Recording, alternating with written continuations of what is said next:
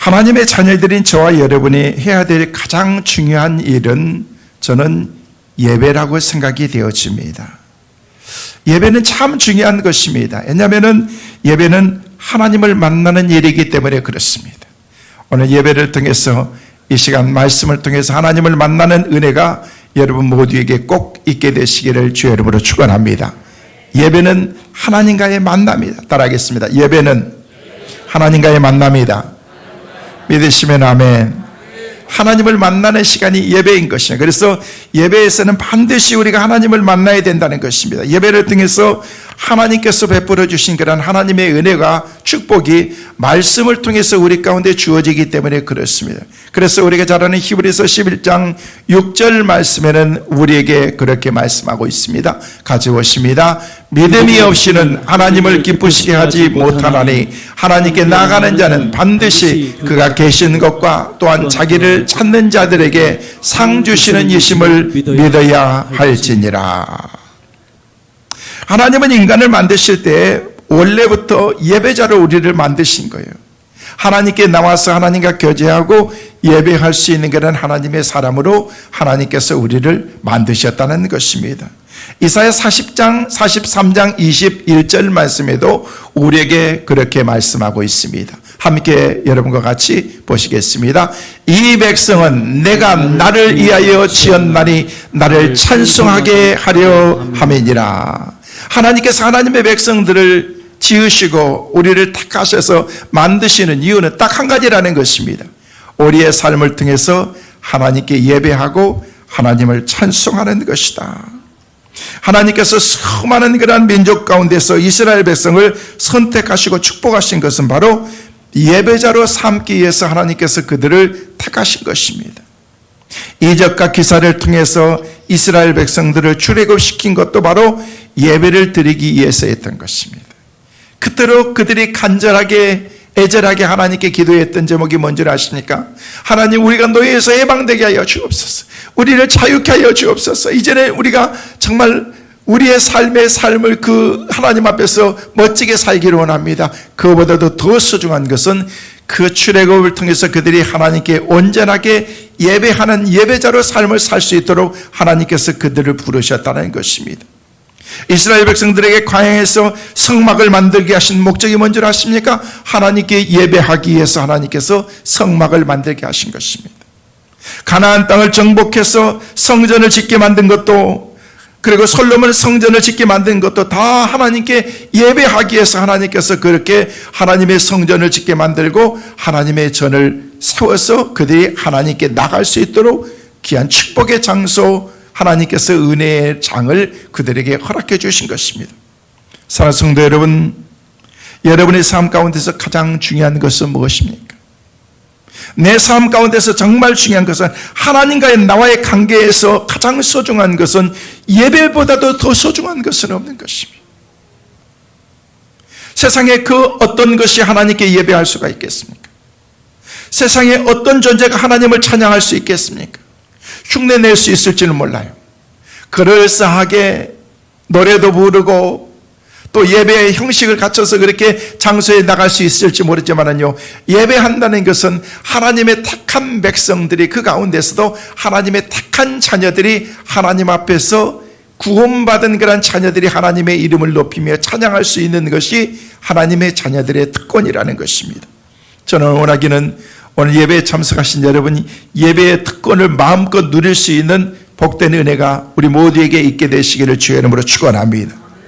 저는 매주일마다 다윗이라고 하는 그런 인물을 강의하면서 그냥 지나갈 수 없는 말씀이 있었습니다. 그것이 바로 오늘 본문의 말씀이었습니다.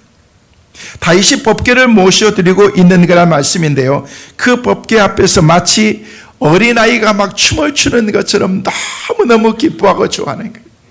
여러분, 애들이 좋아하면 어떻습니까? 춤에 어떤 그런 틀이 없습니다. 그냥 막 팔딱팔딱 뜁니다. 막 좋아가지고. 그냥 엄마 좋다는 거예요. 아빠 좋다는 거예요. 그냥 모든 게 막 좋다는 거예요. 그러면서 그냥 막 좋아서 막 뒹굴고 막 좋아서 뛰고 그러는 것처럼 다윗이 하나님 앞에서 지금 법궤를 모셔오고 있는 그런 그 가정 가운데 너무 좋아가지고 그냥 막 뛰고 있는 것입니다. 너무 좋다는 거예요. 춤을 추고 있다는 것입니다. 얼마나 감동적이고 인상적인 그런 장면이 오늘 본문에 기록이 되어 있는지 모릅니다. 여러분, 사실 법궤 입성은요, 감동적인 잊을 수 없는 그런 예배의 현장을 우리에게 보여주고 있는 그런 하나님의 메시지인 것입니다. 여러분, 주님을 모셔드린다는 것은 뭔 줄 아십니까? 이것이 바로 예배인 것입니다. 예수님을 내 마음속에 모셔드려서 내 삶을 다스리도록, 내 삶을 통치하시도록 모신 것이 바로 예배라고 그렇게 말할 수 있다는 거예요. 정말 예수님을 내 마음속에 모셔드리기 위해서는요, 영적인 결단을 우리가 필요하고, 그런 결단을 통해서 영적인 그런 사건과 더불어서 내 어떤 지성적인 그리고 감성적인, 그리고 내 육체적인 정신적인 모든 것들이 전부 다 예배를 통해서 함께 변화되는 그런 하나님의 은혜가 예배를 통해서 이루어지게 되는 거예요. 그래서 예배하는 그런 전인적인 치료의 은혜가 우리 가운데 있다는 것입니다. 사랑하는 성도 여러분, 오늘 예배하는 가운데 여러분에게 치유의 은혜가 있게 되시기를 간절히 소망합니다. 정신적인 것, 육체적인 것, 감성적인 것, 우리의 영적인 것, 모든 것들이 다 지쳤던 그런 우리의 몸과 마음뿐만 아니라 우리의 삶 자체가 예배를 통해서, 그래서 예배는 너무너무 소중한 것입니다. 자, 그렇다면 어떻게 예배하는 것이 우리가 바른 예배인가? 좀 더 정확하게 말한다면 무엇이 진짜 예배냐는 거예요. 진짜 예배가 뭐냐는 거예요. 오늘 그 비밀들을 법궤를 모셔드리고 있는 예배자 다윗의 모습을 통해서 여러분과 함께 하나님 앞에서 참된 예배자들은 어떤 복을 받게 되고 진짜 예배자는 어떤 사람인지 함께 말씀을 나누려고 합니다. 첫째로, 참된 예배는 복의 근원이신 하나님을 모셔드리는 것이 참된 예배인 것입니다. 저는 오늘 여러분의 마음속에 주님을 모셔드리고 하나님을 모셔드리는 은혜가 있기를 간절히 소망합니다. 여러분의 가정에 하나님을 모셔야 됩니다. 우리 교회 예배할 때마다 하나님이 오셔야 됩니다. 하나님의 임재가 임해하셔야 됩니다. 그게 진정한 예배가 될 수 있다는 것입니다. 그렇기 때문에 예배는요, 복을 받는 길이라고 그렇게 말할 수 있는 것입니다. 사실 여러분, 예배보다도 더 가치 있는 일이 없거든요. 여러분, 제가 지금 여러분 예배는 복을 받는 길이다라고 그렇게 말씀을 드렸는데도 여러분은 자신 있게 아멘을 못해요. 그냥 한두 사람만 아멘이라고 하지만은요, 야, 진짜 예배가 복 받는 길인가? 여러분, 그거는 확신이 없기 때문에 아멘을 못하는 거예요. 그 이유는 제가 나중에 말씀을 드릴게요. 다시 한번 말씀을 드립니다. 예배하는 것은 복 받는 길입니다. 할렐루야. 진짜 여러분이 진짜 복 받기로 하시면은요, 예배 잘 드려보세요. 하나님께서 예배하신 큰 은혜와 복이 날마다 우리 가운데 임하게 될 줄로 믿습니다. 그래서 우리는요, 그 예배가 얼마나 소중한 것인가를 말하면서 오늘 본문 12절 말씀에는 우리에게 그렇게 말씀하고 있습니다. 함께 같이 보시겠습니다. 어떤 사람이 다윗 왕에게 아뢰어 이르되, 여호와께서 하나님에게로 말미암아 오벳 에돔의 집과 그의 모든 소유에 복을 주셨다 한지라. 다윗이 가서 하나님의 궤를 기쁨으로 메고 오벳 에돔의 집에서 다윗성으로 올라갈세. 여기 말씀해 보니까 어떤 사람이 다윗 왕에게 지금 아뢰어서 말하고 있습니다. 여호와께서 하나님의 궤로 말미암아 오벳 에돔의 집과 그의 모든 소유에 복을 주셨다 한지라. 다윗이 가서 하나님의 궤를 기쁨으로 메고 오벳 에돔의 집에서 다윗성으로 올라오고 있다라고 그렇게 우리에게 말씀하고 있다는 것입니다. 여러분, 오벳 에돔의 집에 법궤가 있었으므로 인해서 여호와께서 복을 내리셨다는 그런 이야기를 듣고, 그리고 다윗이 그곳에 가서 그 궤를 기쁨으로 메고 지금 오고 있는 것입니다. 여러분, 예배의 출발이 어디서 시작이 된 줄 아십니까? 바로 여기서 시작이 된 거예요. 여러분, 예배를 드리러 오면서 정말 복의 근원이신 하나님에 대한 그런 기대가 없다고 한다면요, 그것은 여러분 진짜 예배라고 말할 수가 없는 것입니다. 예배를 드리러 오면서 하나님을 만나고 그 하나님을 통해서 복을 받겠다는 그런 그 기대 외에 다른 어떤 동기로 여러분이 왔다고 하면요, 그것은 죄송하지만 잘못된 예배인 것입니다. 어떤 사람은 두려움 때문에 오는 사람도 있습니다. 매 주일 하나님 앞에 드려지는 그런 그 예배를 드리지 않으면은, 내가 주일 성수 온전하게 하지 않으면 하나님께서 나를 복 주시지 않을까봐, 혹시 벌 주실까봐 나오는 분이 계신다면 그것은 진짜 예배가 아닌 것입니다. 어떤 사람은 습관적으로 그냥 어렸을 때부터 계속해서 주일은 당연히 교회 가야 되는 것이니까 오늘도 가야 되겠지라고 하면서 오늘도 가서 도장은 찍고 와야지라고 그렇게 하면서 지금 여러분이 이 자리에 와 계신다면요, 여러분 그것은 예배가 아닌 것입니다. 내가 하나님의 교회에 가서 진짜 하나님을 내가 만나야 되겠다. 예배를 통해서 하나님이 내게 공급해 주신 그런 하나님의 은혜를 받아야 되겠다라는 그런 그 생각이 아니면요, 그 외에는 다른 것은 아무런 의미가 없습니다. 여러분이 와서 찬양을 드리고 기도를 하고 말씀을 듣고 또 축도를 받고 이 자리를 떠난다고 할지라도 그 가운데서 진짜 내가 하나님을 만나지 못한다면요, 그것은 참된 예배로서의 그 가치를 여러분이 다 잃어버린 것과 다름이 없는 것입니다. 할매기가 없는 거예요. 예배를 통해서 우리에게 주시고자 하는 그 하나님의 메시지는 뭐예요? 단 한 가지라는 거예요. 하나님을 만나는 것입니다. 오늘 이 시간 말씀을 통해서 하나님을 만나고 이 자리를 떠나는 여러분 꼭 되시기를 주의 이름으로 축원합니다. 하나님의 말씀을 통해서. 그래서 복에 그르신 하나님을 만나서 내 삶을 축복받는 그런 삶이 되기를 원하는 그런 기대가 있다면요, 그것은 예배밖에 없다는 것입니다. 그 어떤 것도 예배를 방해할 수가 없는 것입니다. 어떤 사람도 예배를 방해할 수가 없는 것입니다. 그래서 진짜 복 있는 사람은 시편 1편 말씀에 보면서 복 있는 사람은 악인의 길을 좇지 아니하며 죄인의 길에 서지 아니하며 오만한 자리에 자리에 앉지 아니하고 오직 여호와의 율법을 즐거하며 그 율법을 주하러 묵상하면서 복 있는 그 자리에 있는 사람이 하나님의 자녀라는 것입니다. 그 사람은요, 나중에 보면요, 과실을 많이 맺고 풍성한 하나님의 은혜의 삶을 살 수 있다라고 그렇게 하나님이 말씀하고 계시는 것입니다. 여러분, 복을 바라는 것은요, 그것은 여러분 나쁜 게 아닙니다.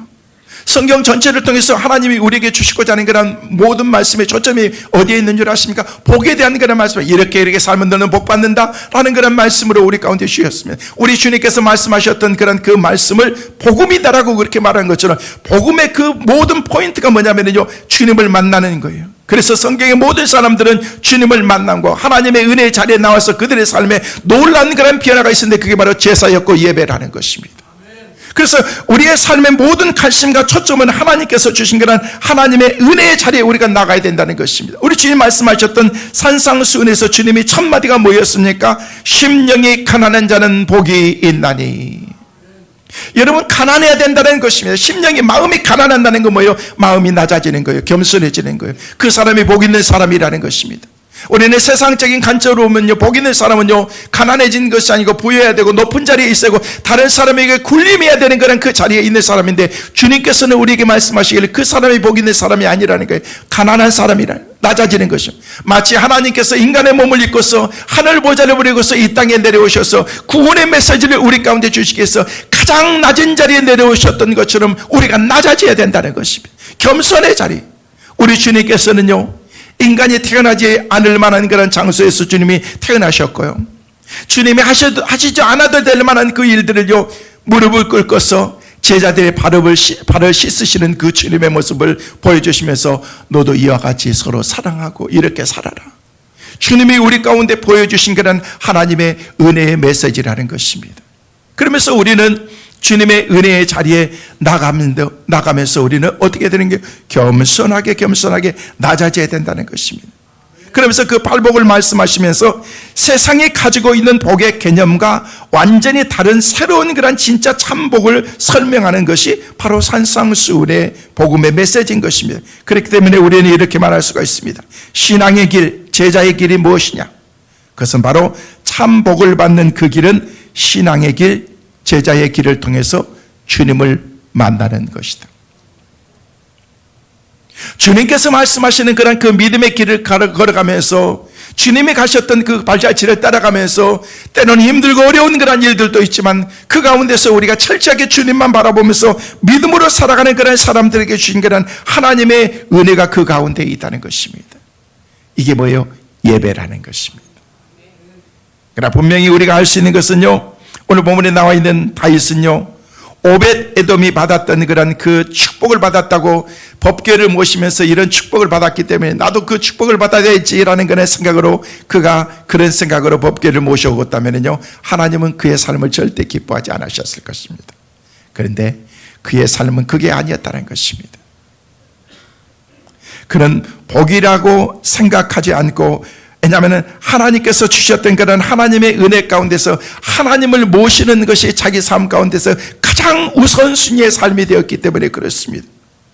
그래, 그것이 아니라 정말 축복의 근원이신 하나님, 그가 계신 곳마다 복을 주시는 하나님, 그 하나님과 좀 더 가까워지고 싶고 좀 더 친밀한 관계를 갖고 싶고 특별한 그런 관계를 누리면서 살고 싶은 그런 그 마음이 그 마음 속에 있었기 때문에 법궤를 모셔오는 그 일을 위해서 서슴지 않고 다윗은 왕으로서의 최신을 지키지 않으면서도 그 일을 지금 행하고 있다는 것입니다.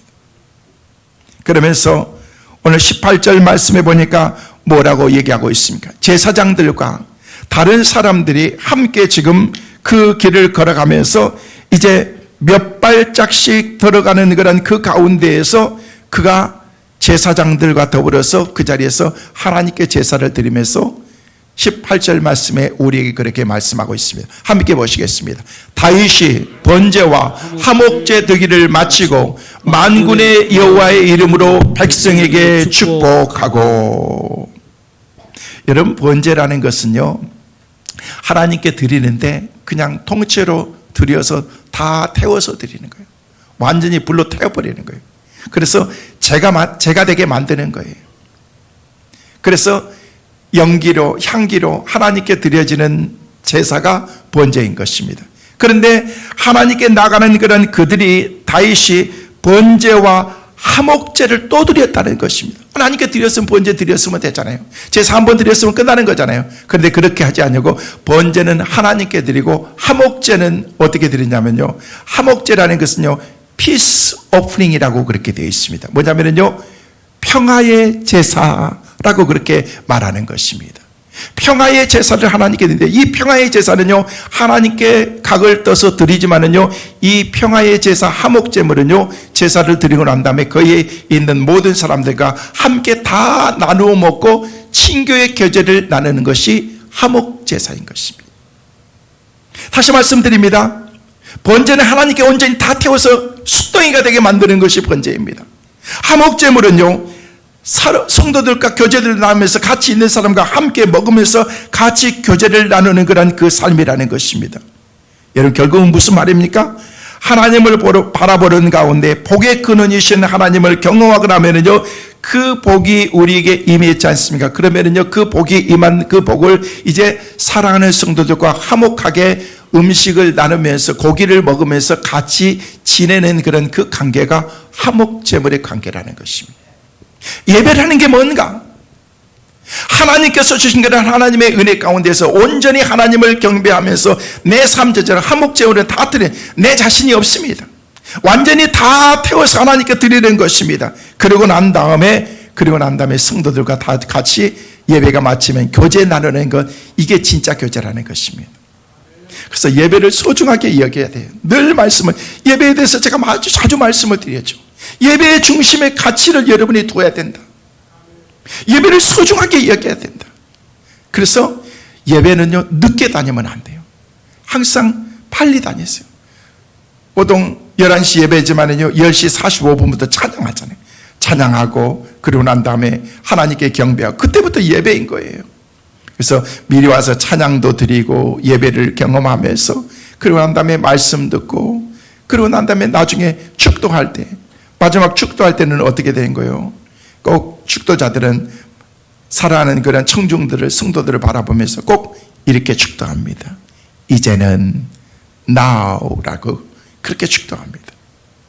이제는 성부, 성자, 성령 하나님의 큰 은혜와 복이 여기에 예배에 참석하신 성도들에게 영원히 있을지어다. 이게 복인 거예요, 복이.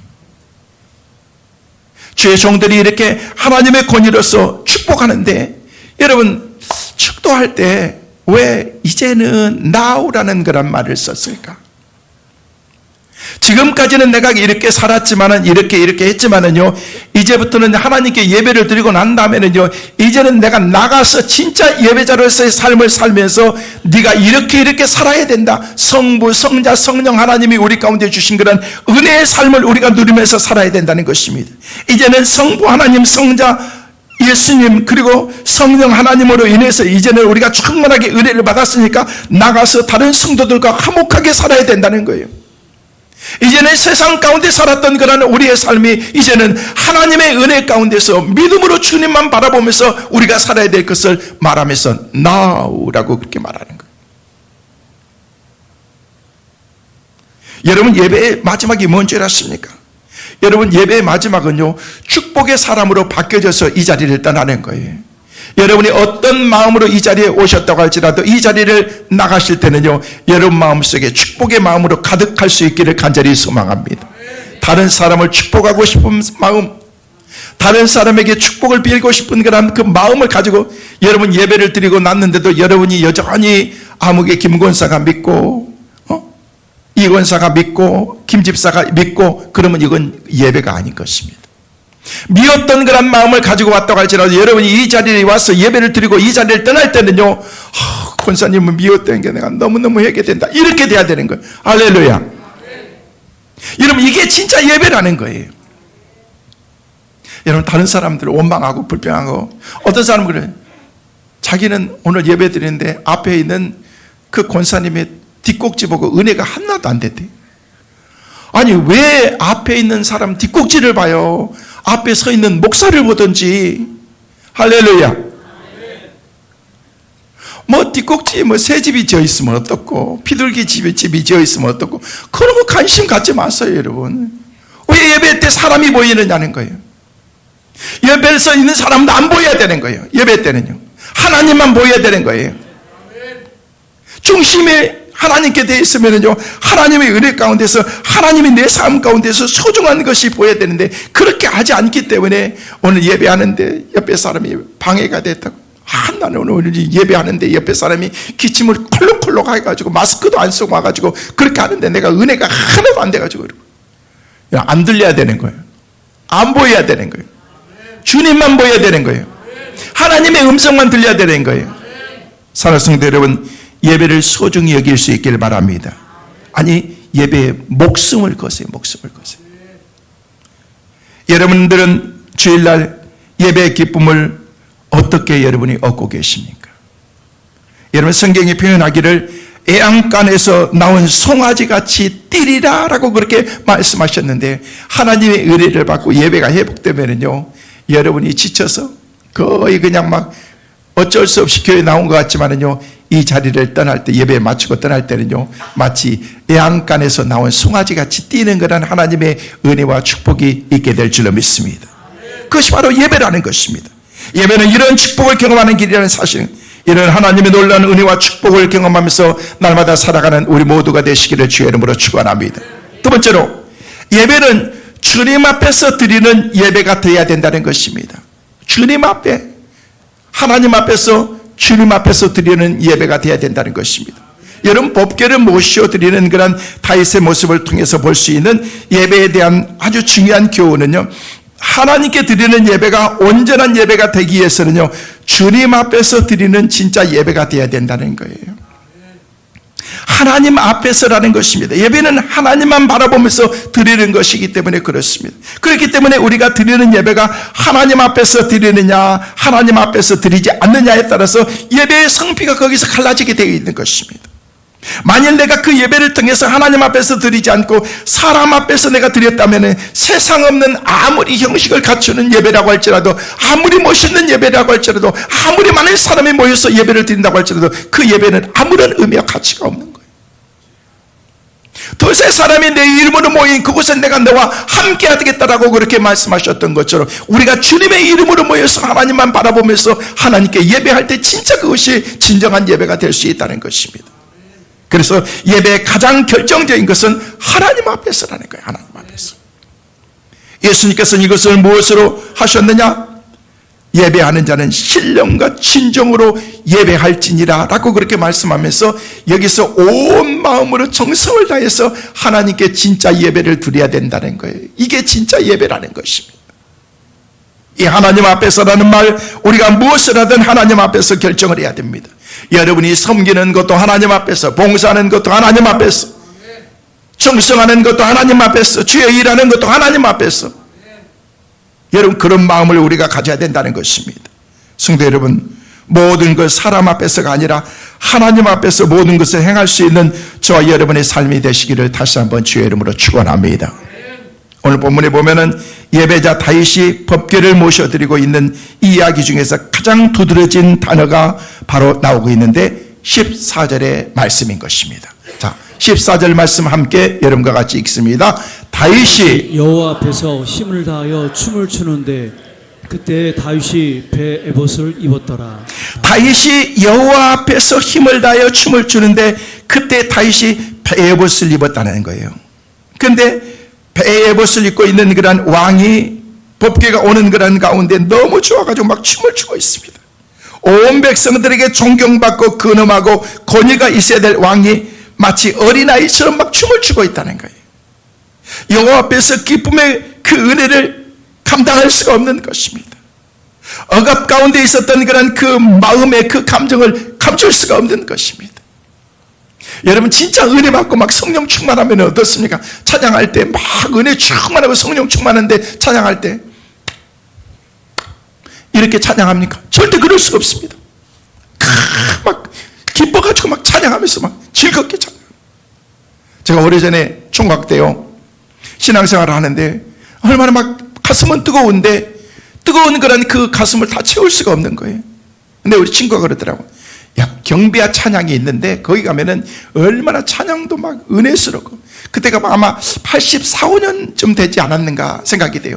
그래서 그때 이렇게 그걸 이제 가봤어요. 가봤는데 언제냐면요, 이제 하늘나라에 가신 그런 온누리교회 하용조 목사님이 교회를 막 개척해가지고 아직 그 교회 성전을 다 짓지 못하고 옆에 천막으로 크게 지어있는 그런 그 교회에서 경배와 찬양을 하는데요, 제가 목요일인지 그날 가봤는데요, 그냥 수백 명의 젊은 청년들이 모여가지고 예배를 드리는데 막 춤을 추면서 한 번도 머리털 나고 한 번도 제가 경험해보지 못했던 그런 그 경험을 거기 가서 처음으로 했습니다. 얼마나 찬양을 하고 막 불도관입니다. 찬양을 하고 춤을 추면서 하는데 처음에 가지고 내가 어떻게 해야 될지 잘 모르겠는데 금방 거기에 내가 젖어들어가지고 찬양하는데 막 그 기쁨을 감출 수가 없어서 눈물을 흘리면서 찬양하고 그러는데요, 내가 그 찬양하면서 들었던 생각이 제가 섬기는 목사님에게, 담임 목사님한테 얼마나 미안한 마음이 생겼는지, 왜 담임 목사님 우리 교회에서 제가 그 은혜를 받지 못하고 엉뚱한 데 가서 가지고 이렇게 은혜 받는 이 모습을 보면은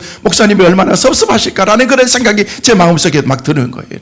그러면서 그렇지만은요, 영적인 그 갈급함을 내가 채워야 된다는 그런 그 마음이 내 마음속에 있으면서, 그러고 난 다음에 은혜 받으니까 막 충만해가지고 막 춤을 추면서 하나님께 막 찬양했던 그 기억이 납니다. 아마 다윗이 그러지 않았겠는가 그렇게 생각이 돼요. 하나님의 법궤가 들어오면서 하나님의 임재를 느끼는 그런 가운데서 하나님께 막 춤을 추면서 어쩔 줄 모르고 있다는 것입니다. 이게 다윗의 예배였다는 것입니다. 뭐 형식 따지냐고 그러면서 춤을 추고 있는데 저 위에서 자기 부인 사울의 딸 미갈이 자기를 보면서 아이고 왕이 채통머리가 없이 저게 뭐노 저게 뭐노, 아이고 바지가 다 내려가는데 저것도 모르고 하면서 아이고 창피해 아이고 창피해 하면서 그런 마음을 가지고 있는데, 그리고 난 다음에 다윗이 들어와 가지고 그 충만한 그런 마음으로 이제 사랑하는 그런 가족들을 축복하려고 하는 그런 그 마음을 가지고 있는데, 이제 미갈이 그렇게 얘기합니다.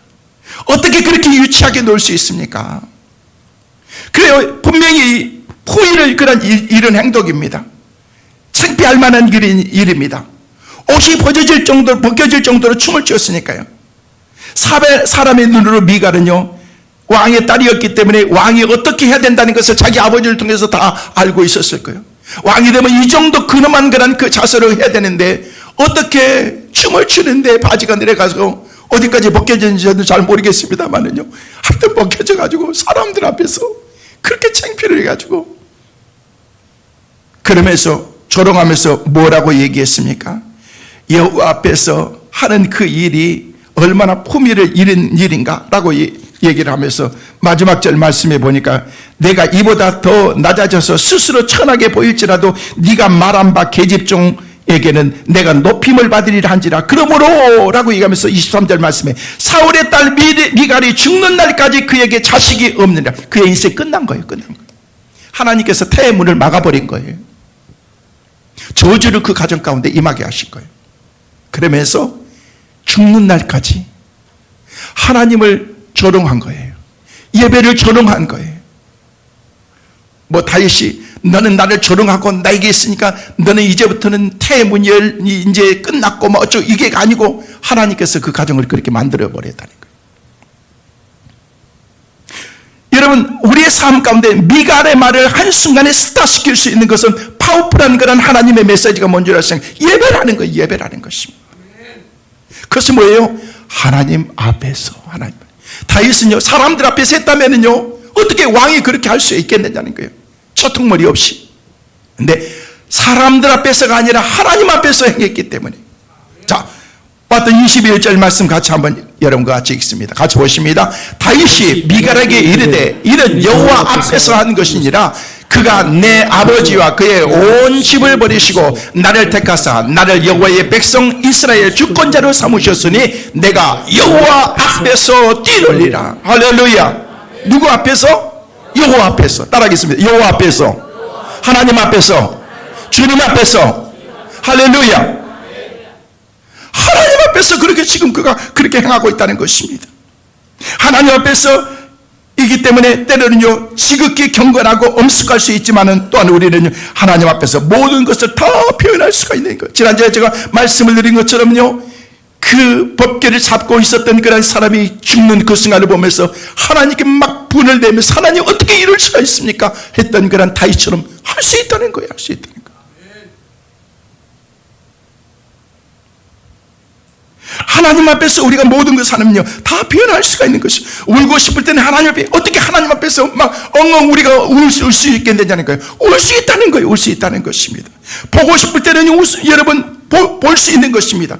웃고 싶을 때는 웃을 수 있는 거예요. 소리 내고 싶을 때는 소리 낼 수 있고 찬양하고 싶을 때는 찬양할 수가 있는 것입니다.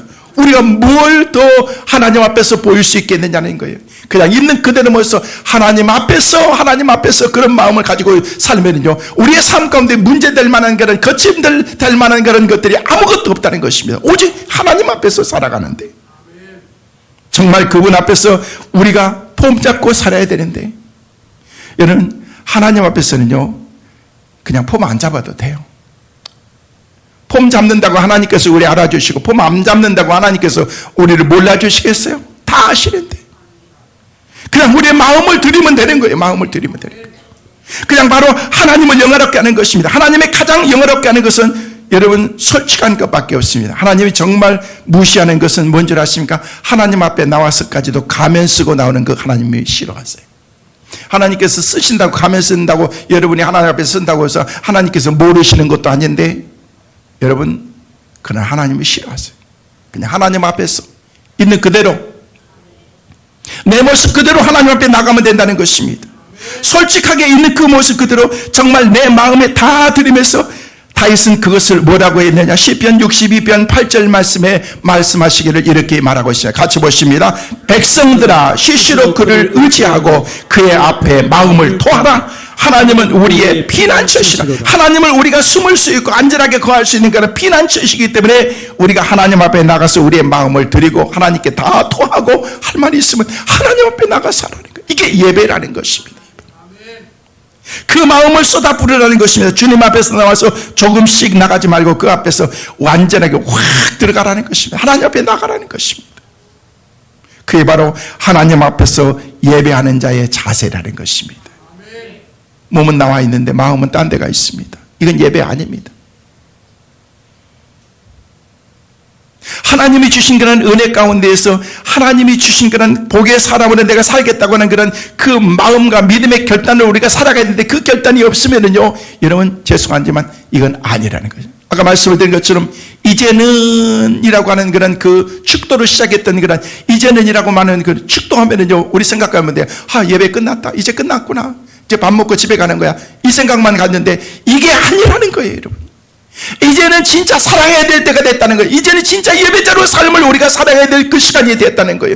이제는 진짜 하나님이 기뻐하는 삶을 내가 이 예배를 마치고 나가면 이제는 살 수 있는 그런 그 시간이 됐다는 것을 하나님이 우리에게 말씀하고 있다는 거예요. 이게 진짜 예배라는 것입니다.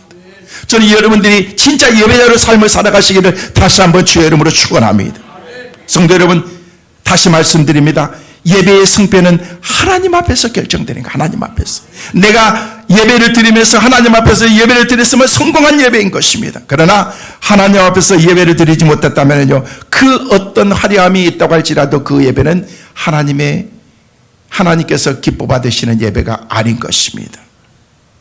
여러분, 아무리 악조건 카타콤 속에서도 그런 하나님께 예배했거든. 우리는 이 좋은 환경 가운데서도 마음껏 하나님께 예배하지 못한다면요, 숨죽이면서 찬양하고 예배했던 그런 우리의 시절이 있었지 않습니까? 마음껏 예배하지도 못했던 그런 우리의 시절, 흐느끼면서 숨죽이면서 하나님, 우리가 드리는 예배를 받아주옵소서. 우리가 엊그제 드렸던 예배들이 그런 예배였습니다. 코로나 시기에 우리가 그렇게 드렸습니다. 노래도 못했습니다. 찬양도 못했습니다. 지나가는 사람들이 신고해가지고 경찰들이 오기도 하고. 여러분, 우리가 그런 예배를 드렸습니다. 그러면서도 숨죽이면서 하나님, 우리가 이 힘들고 어려운 가운데서도 하나님께 예배를 드립니다. 그때는 어떻게 했어요? 진짜 하나님 앞에서 드렸거든요. 근데 이제는 자유합니다. 드럼도 치고 노래도 하고 찬양도 하고 마음껏 할 수 있는데, 그래도 우리의 마음이 딴 데가 있고 정성이 없는 예배라면 그 사람이 절대 기뻐 받으시지 않는다는 거예요. 성도 여러분, 기억하십시오. 예배를 통해서 변화되지 않고서는 사람이 변화될 방법이 없습니다. 예배를 통해서 회복되지 않고서는 예배를 통해서 회복되지 않고는요, 하나님의 은혜의 축복의 방법이 없어요. 그래서 제가 예배를 소중히 여기라는 거예요. 가치를 두라는 거예요. 가치를 두라는 거예요. 하나님께서 주신 그런 예배에 대한 그런 그 가치를 여러분이 두시하면 그때부터는요, 예배에 대한 그런 그 가치를 알면은요, 너무너무 소중한 거예요. 저는 안타까운 마음으로 우리 성도들이 이 마음을 좀 다 가졌으면 좋겠어요. 제가 여러분 아멘을 자신 있게 못한다는 이유를 제가 알고 있다 그랬죠. 지금 이것 때문에 그러는 거예요. 진짜 예배자가 되고 하나님 앞에서 그런 가치를 두는 예배자가 되라고 했는데도, 그런 사람이 되라고 했는데도 아멘을 여러분 자신 있게 못하는 거예요. 나 그렇게 못하겠다는 거예요. 못하겠다는 거예요. 안 하겠다는 거예요. 다시 한번 여러분에게 권면하면서 여러분에게 축복합니다. 예배자로 살아가시기를 주의 이름으로 축원합니다. 예배가 축복인 것을 믿으시길 바랍니다. 이제 우리는 지금까지 예배자 다윗을 보면서 우리가 어떻게 진짜 예배하는 것이 진짜 예배라는 것을 알 수 있습니다. 다윗은 예배자였습니다. 다윗의 능력은 다른 데서 있는 게 아니고 하나님께 예배하는 데서 그가 하나님께서 놀라운 은혜와 능력을 그에게 부어주셨던, 그렇기 때문에 예배의 마음이 마르고 힘든 사람들이 와서 그 하나님의 영광의 임재를 맛보지 못하고 살아가면 그것은요, 예배의 가치를 다른 곳에 두었다는 것입니다. 하나님의 영광이 우리 삶 가운데 쫙 퍼져서 하나님의 은혜가 우리 가운데 임해서 그 가운데서 예배자로 충만해서 우리의 삶을 살아가는 것입니다. 성도 여러분, 저나 여러분 모두가 예배자로 삶을 살아가시기를 간절히 소망합니다. 우리 예배에 대한 기대가 더 높아져야 될 줄로 믿습니다. 예배는 하나님 앞에서 모든 것을 쏟아붓고 복의 근원이 되신 하나님을 경험하는 것, 그래서 내 삶이 하나님의 형상으로 바뀌는 것, 원망과 불평과 상한 그것들을 다 내버리고 하나님께서 주신 그러한 그 예배를 통해서 회복하고자 하는 그러한 그 마음이 여러분에게 있어야 되는 것입니다. 그래서 교회에 나오는 것이 기뻐야 되는 거예요. 교회에 나오는 것이 행복해야 됩니다. 어느 40대 아들과 60대 어머니가 대화를 하면서 이런 대화를 나눴대요. 공감이 가실지 몰라요. 아들이 어머니에게 있어. 어머니, 전 진짜 교회 가기 싫어요. 왜? 그랬더니, 첫째, 주일 아침에는 늦잠 자고 싶은데 늦잠을 못 자서 저는요, 교회 가기 싫어요.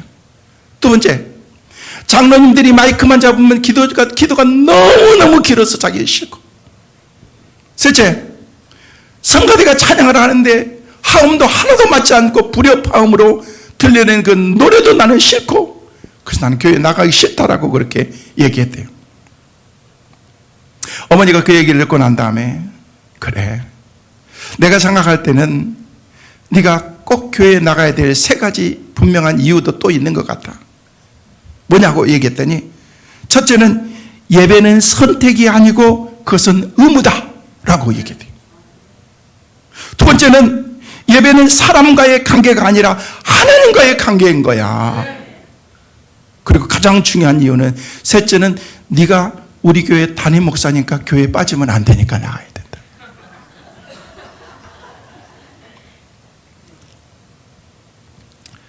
말씀을 정리합니다. 교회에서 정말 소중한 분들이 어떤 분인 줄 아십니까? 예배자입니다. 예배자. 목사인 저도 우리 성도들 가운데 제일 이쁜 사람들이, 예배 잘 드리는 사람들이. 저는 오늘 출국하게 됩니다. 한 달 동안 여러분을 못 볼 것입니다. 안식월을 가게 됩니다. 안식년은 안식년인데 안식년이면 안식년이지 안식월은 뭐냐 그래서 성경에 보면 6일 동안 열심히 일하고 주일날은 쉬는 것처럼 예배 드리고 그런 것처럼 목회자들에게도 그런 쉼의 안식의 시간이 있습니다. 그래서 6년 동안 열심히 사역하고 7년째 되는 때는 안식년. 선교사님들은 그냥 수시로 안식년을 오시더라고 보니까. 저는 목회하면서 한 번도 안식년을, 미국에서 20년 동안 목회하면서도 한 번도 안식년을 가본 적이 없습니다. 저희 교회 와서도 15년 동안 한 번도 가본 적이 없습니다. 꿈 같았습니다. 가고 싶은 그런 마음은 꿈 같았지만은요, 여러분이 아실지 모르겠지만 작년에도 제가 휴가 못 갔습니다. 올해도 못 갔습니다. 가지 못 갔냐? 저도 가고 싶었습니다. 근데 사역자들 먼저 또 직원들 먼저 이렇게 가다 보니까 나중에 제가 갈 시간이 안 되더라고 보니까 이렇게 저랬고, 그래서 미루다 해서 제가 안식년을 이제 해야 되겠다라는 생각을 가지면서 한 3년 전부터 교회 당회에다 얘기해서 제가 안식년 다녀오겠습니다 얘기하는데, 안식년 간다고 제가 1년 비고 나면은요, 아무래도 제 책상을 여러분이 치우실 것 같아서 안식년은 못 가고 안식월로 가게 돼요. 요즘에는요, 왜냐면은요, 담임 목회자가 큰 교회들은요, 1년 동안 다도 가고 이렇게 안식년도 갔다 오시고, 안식년이라는 게 휴가가 놀러 가는 거 아닙니다. 목사님이 잘 다녀오세요. 휴가 잘 다녀오세요. 누가 아침에 그러더라고요. 저 휴가 가는 거 아닙니다. 전 진짜 안식년 가지면 꼭 하고 싶은 일이 있었습니다. 공부하고 싶었습니다. 저 솔직하게 말씀을 드릴게요. 앞으로 만 7년 정도 있으면 제가 은퇴하게 됩니다. 벌써 이렇게 됐습니다. 2031년 11월 11일 날 제가 은퇴를 하게 됩니다. 그 전에 제가 미리 사역을 준비하면서 후반기 남아있는 사역을 더 멋지게 하고 싶다라는 그런 생각을 가졌는데, 어떤 의미로 여러분은 느끼지 못하실지 모르겠지만은요, 제가 때로는요 막 번아웃 됐습니다. 심신이 너무 지쳤습니다. 때로는요, 죄송한 말씀이지만 오늘은 강단에 안 서고 싶다라는 그런 생각이 들 때도 종종 있었습니다. 많이 지쳤습니다. 그러면서 내게 뭔가 새로운 리프레시 시키는 것이 필요하겠다라는 그런 생각을 가졌습니다. 그러면서 이제 남아있는 그 기간 동안 1년에 한 달씩 안식월을 갖기로 제가 마음을 먹었습니다. 1년 동안 안식년 갔다 오고 그런 것보다도. 그래서 이제 성도들과 잠깐씩 떨어지는 그런 연습도 필요하겠다라는 생각을 해보게 되었습니다. 그러면서 내가 우리 교회의 소중함과 성도들의 소중함도 알고, 성도들도 나의 가치를 조금씩 더 알고 소중함을 알고 그럴 수 있는 시간들을 갖는 것도 중요하겠다라는 생각을 가져보게 되었습니다. 저는 이번에 여러 일정들이 있습니다. 필리핀도 다녀옵니다. 태국도 다녀옵니다. 선교지도 방문합니다. 놀러 가는 것 아닙니다. 그러면서 내가 후반기 남아있는 그런 사역들을 어떻게 내가 해야 될 것인가를 구상하면서 정말 여러분들이 더 많이 기도해 주셔서 새해 먹고 돌아올 수 있도록 저를 축복해 주시길 바랍니다. 제가 한 달 동안 교회를 비우면서 제 마음속에 나름 염려라고 되는 그런 생각이 있는데, 우리 성도들이 예배에 빠지지 말아야 되는데 라는 그런 생각을 제가 가져보게 되었습니다. 성도 여러분, 제가 없을 때 더 예배에 더 많이 나오시길 바랍니다. 우리 부목사님들이 매일 출석부를 체크해가지고 저한테 매일 보고서를 올리게 될 것입니다. 오늘 누가 나왔고 몇 명이 나왔고 누가 빠졌고 누가 결석했고 제가 여러분 때문에 근심하고 염려하는 일이 없기를 간절히 소망합니다. 예배자는 축복입니다. 예배자는 하나님께서 예배하신 놀라운 은혜가 임한다라고 말씀하고 있습니다. 여러분이 있는 처소에서 날마다 예배하고 저도 멀리 있지만 여러분들을 위해서 늘 축복할 것입니다. 하나님은 우리의 모임 가운데 우리 예배 가운데 함께 하실 것입니다. 하나님의 놀라운 주님의 은혜가 오늘 예배에 참석하신 여러분의 삶 가운데 날마다 늘 충만하시기를 주의 이름으로 축원합니다.